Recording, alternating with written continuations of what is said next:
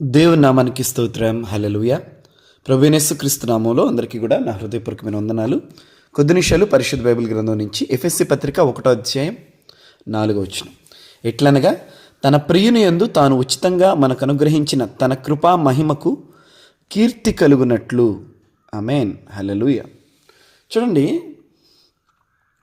దేవుడు తన కుమారుడైన యేసుక్రీస్తు ప్రభువుని భూమి మీదకి పంపించి మనకు ఉచితముగా తన కృపనిస్తున్నాడంట. పాత నిబంధన గ్రంథంలో మరి యేసుక్రీస్తు ప్రభువారు రాకముందు ఒక పాపి నీతిమంతుడవటం అది ఎంత కష్టమో. 1000 ఏడాది దూడలనా 1000 గొర్రెలనా అని భక్తుడు పాట రాసుకుంటున్నాడు. నిజమే కదా. దావీదు కూడా అంటాడు 51వ కీర్తనలో, ఏమంటాడు?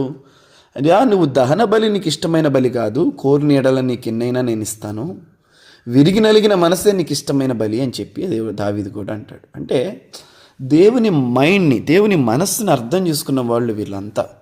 సో ఏమని అర్థం చేసుకుంటున్నారు వీళ్ళు అంటే, సో ఏమిచ్చి కూడా ఒక పాపి నీతిమంతుడిగా మార్చబడలేడు. దేవుడు దాన్ని గమనించాడు, దేవుడు దాన్ని చూశాడు. దాన్ని చూసి ఏం చేశాడంటే తన కుమారుడైన యేసుక్రీస్తు ప్రభువుని భూమి మీద పంపించాడు.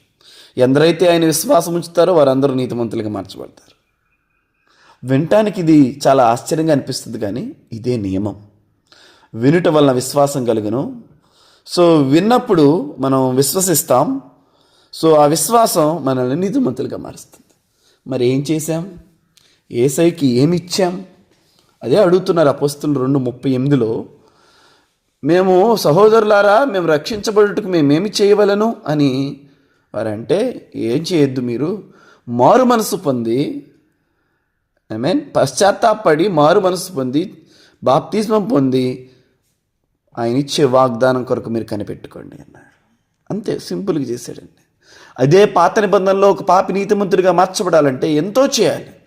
కానీ నూతన నిబంధనకు వచ్చేసరికి తన కుమారుడి మరణము ద్వారా, ఆమేన్, తన కుమారుడి రక్త కార్చటం వల్ల ఉచితముగా మనకు అనుగ్రహించిన కృప. ఉచితముగా అంటే ఏం ఇచ్చాడు? కృప ఉచితంగా, రక్షణ అనే ఉచితముగా మనకు అనుగ్రహించాడు. అదే రక్షణను పాత నిబంధనలో దేవుళ్ళు క్రీస్తు ప్రభువారు భూమి మీదకి రాకముందు చేయాల్సి వస్తే వి కుడెంట్ పే. మనము పే చేయగలిగే వాళ్ళం కాదు, భరించగలిగే వాళ్ళం కాదు, ఏం చేసినా కూడా పొందుకోగలిగే వాళ్ళం కాదు.